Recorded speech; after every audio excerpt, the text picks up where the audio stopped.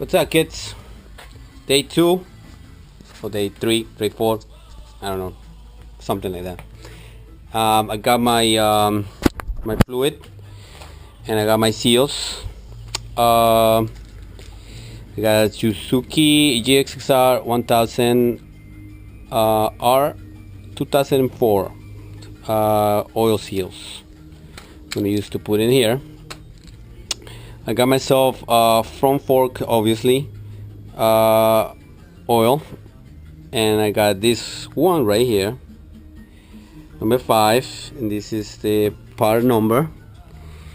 I usually use for my track bikes this one, which is the viscosity a little thinner, right? The only problem with that is just gets hotter quickly, but the track, it's good. So I decided to go a little thicker just because I've been using this for more for street than track. But I got some left over here, and I already did the other fork, as you can see it over there, and it uses a little more than half of the bottle, so I'll be using the rest of this. As I mentioned you before, I measured the oil level, and the air gap was 127 millimeters, and a service manual calls for to measure it with the spring in, and it should be 85 millimeters of air gap, which should be around this one, upside down obviously, but with the fully fork compress, the fully auto tube compressed down. But I will show you that. Just wanted to tell that guys, because I usually measure it with my other bikes and the show off forks. You're supposed to measure without the spring, so that's what I did, which is a little more accurate, I think, in my opinion, because then it's pretty much empty. You just gotta see what it is. But anyways, I double checked it, and I put 127 millimeters first of oil. That was the air gap. And when I put the spring on, it was 85 millimeters. All right, so I'm gonna now put the seal, and just so you can see how I do it. It's pretty simple. The O-rings is pretty easy to take off. It's just gotta go here under the lip and just kind of push it around like that with the put a towel here, and then the screw over like this, and you just trace it out like that, and it comes out. Now the Suzuki, that's it's probably like a millimeter thicker, and it's more of a pain to get in there, so you're gonna have to be patient, and it takes a little while, but other than that, it fits perfect. All right, let me get to it. Okay, when you take off the seal, you want to clean up, like I said before. You want to clean this up. I already cleaned it, but it was still some on the outer walls of the tube that it's still drained down. So you want to make sure when you clean this up, when you clean this washer, that the round lip goes down, not up, goes facing down. Okay, this direction. The round lip goes this way. All right, guys, make sure of that. All right, but you want to clean it up just to make sure you get all the gunk out, and that's it. Just gonna put fresh oil here to slide the new seal, anyways. But just gonna make sure it's nice and clean. Okay, when you're ready to put the seal, you want to make sure you oil it. Upper, lower, inside. You want to make sure it's nice and oil. It's dry and it's gonna slide. All right, make sure that it's nice and oil. See, that it's nice and slippery. All right. Okay, seal is up. Took me a while. Gotta sweat it, but I would recommend for you guys to grease the seals overnight, just to get it slightly smaller, because they're probably like a millimeter wider than the outer lip of the fork. So it's a pain in the butt. I mean, I got it in, but I'm sweating my butt. Okay. Now reassembly. All right. We're gonna put it in here.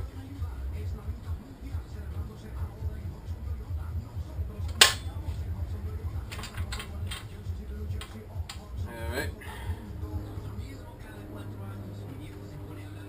Now this just slide in. You want to make sure you wipe it out. Wipe it out. All right. Put a little bit of oil. The fork oil on the lip of the seal.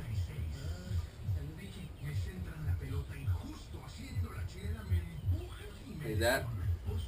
All the way in, nice and wet. And just put some on the other lip here. Right. Okay. Now you slide it in. That's it. It goes in there. Now we gotta put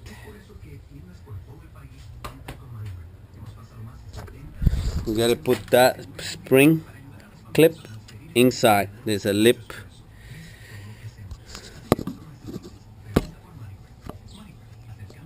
There's a lip going in here. Okay.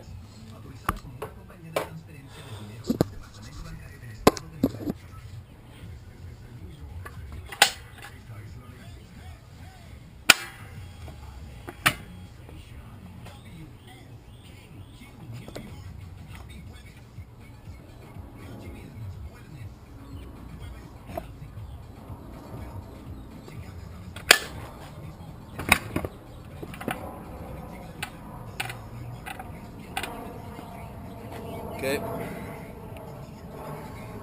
Remember, you don't want to scratch that tube. So, careful.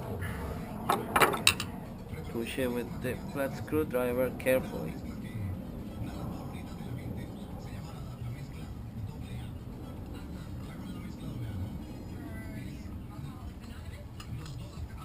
Okay.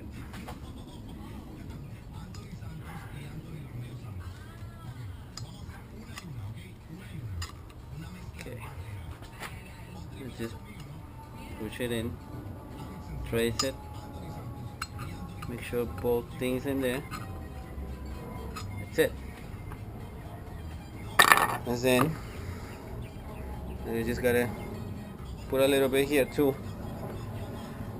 Oil. So it slides in. That's all. Push it in here. Just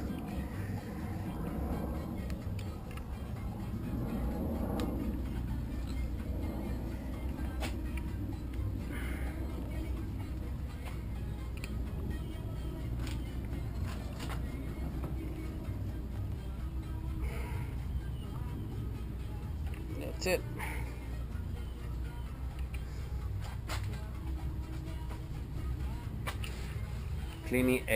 Clean any excess oil. The fork. Okay. That's how you put that there.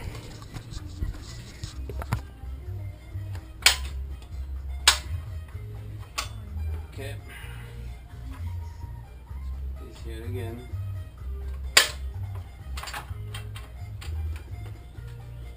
And make sure it's level.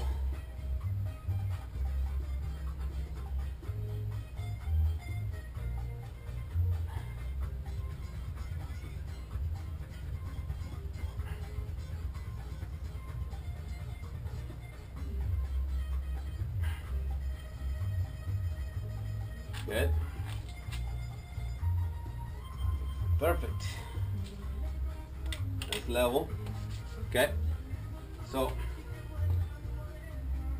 First thing goes. First thing goes is the needle. Okay, not the needle actually. You put by the fingers. Make sure there's no dust there. Like so.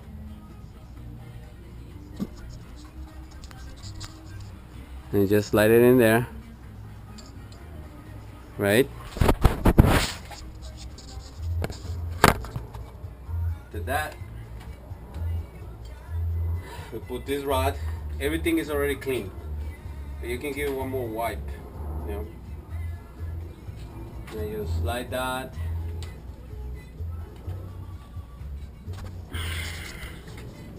That rod in here. That rod went in there. Make sure it's springy. See? Okay. Like I did before, I'm going to put oil first, so it's easier to measure. Okay.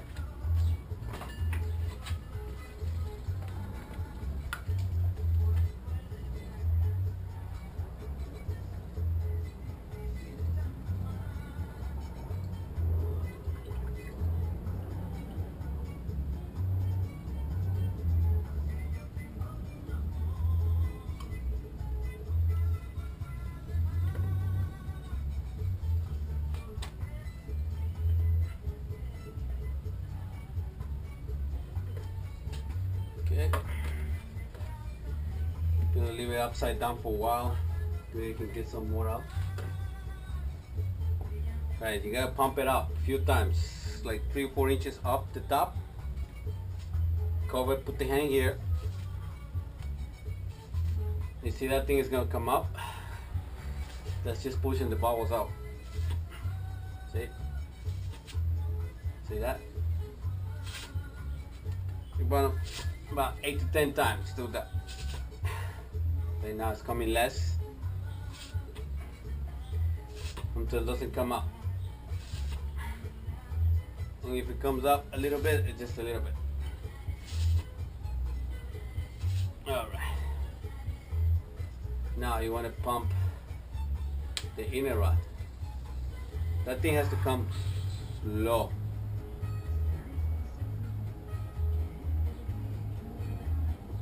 Like that, the initial drop is too fast.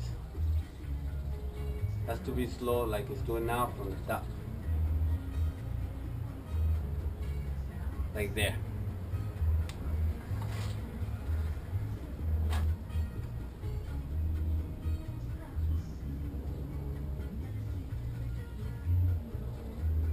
There you go. Getting closer. Now I just gotta make sure put the rest of the oil and see what's my length. My air gap. 127 without the spring, or 85 millimeters with the spring on. Okay, I got my my air gap set it. So as you can see, coming out slow.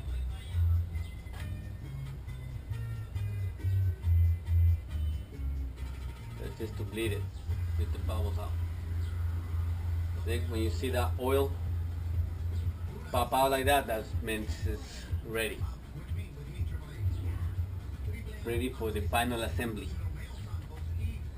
Alright, so we put on the oil, the needle, the spring, the other rod, the inner rod for the revolve valve there, the revolve rod, the inner rod. Okay, I want to tell you guys that on my right fork, my left fork, I put a 0.95 spring rate, and this one has 2 markings. You can see it there, and that means that one is 1.05 spring rate. This is the ones that came with the fork, but I had another set of oiling springs that I had on my CBR 1000, and they were 0.95, and that was for my weight range. Obviously this fork was set up for a heavier guy, or a guy who likes to really get deep into the brake hard, which I am not. So I like to trail brake mainly, so I don't really get diving, then put and shoot, that just whatever. Anyways, so what I did is the left one is on 0.95 and this one is 0.105, so it should equal to a spring rate. It should be obviously 1.0, and that should work fine my weight range, which is 165 to 170, and plus the bike is a little front heavy because of the engine, so that should be fine. So if I feel it's diving too much, or that I don't, and it's going too deep on the compression, then I just put this spring back and I should be fine. So I'm just going to show you that I have them here.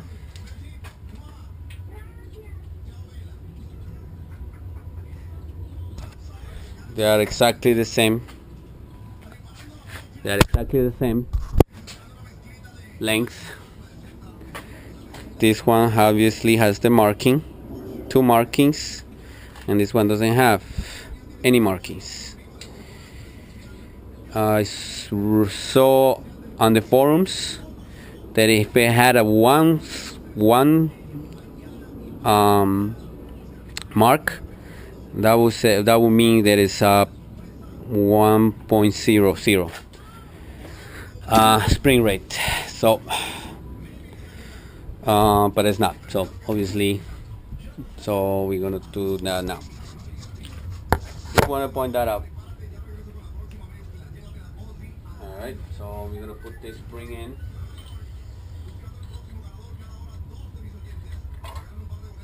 Okay, if you want, you can double check now. Now we're gonna go 85 millimeters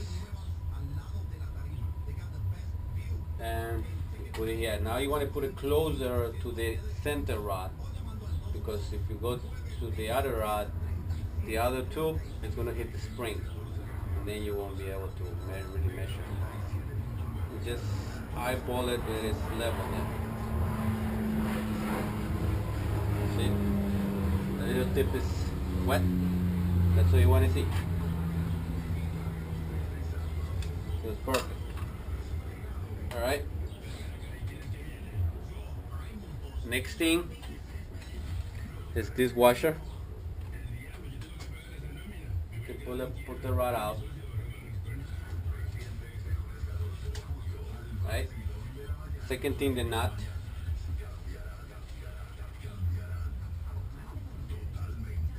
When I was taking out the fork, when I was breaking it apart, I saw that this had 2.5 lanes or 3 lanes that you could see right here. See this here? You want to leave that 1, 2.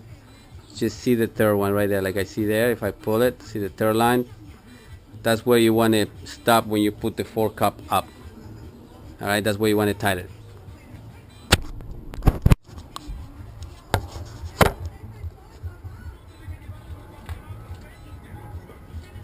Alright. Next thing, the spring. Just pull this up. Hold it by the nut. Obviously it's going slow, so it's not going to go faster than the collar. Alright, so that's your collar there. Now just push the collar down and hold it by the nut. That's it. Okay, again, just every part here was already clean, so you know, just want to wipe it one more time. Now screw the cap, get to the top there. Once you have it there, okay.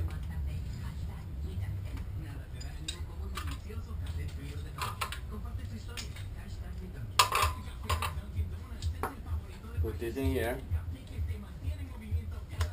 That's it. Now hold here and just tighten it up. One shot. That's it. Just pull this in here.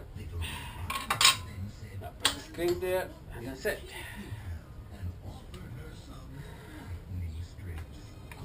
Okay. Now just pull the thing up. Screw it.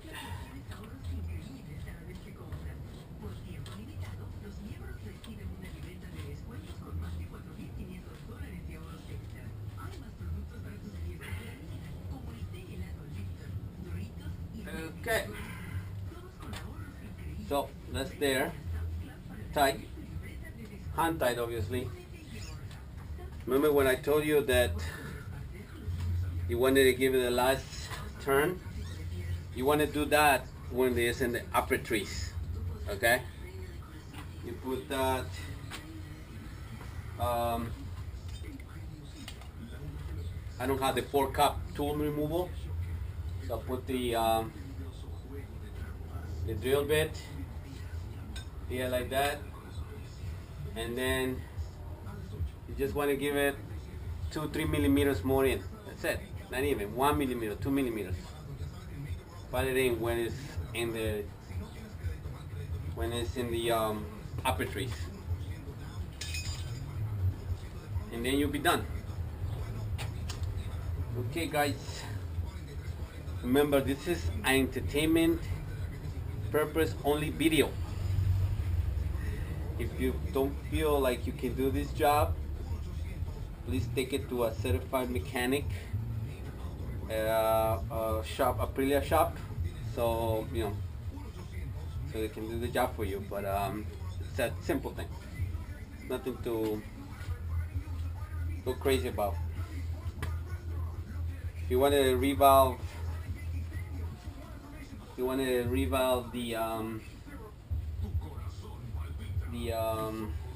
the compression valve here, or the revamp valve. Here it's simple. You just gotta take those spring clip here, and then just loosen this 4-cup, this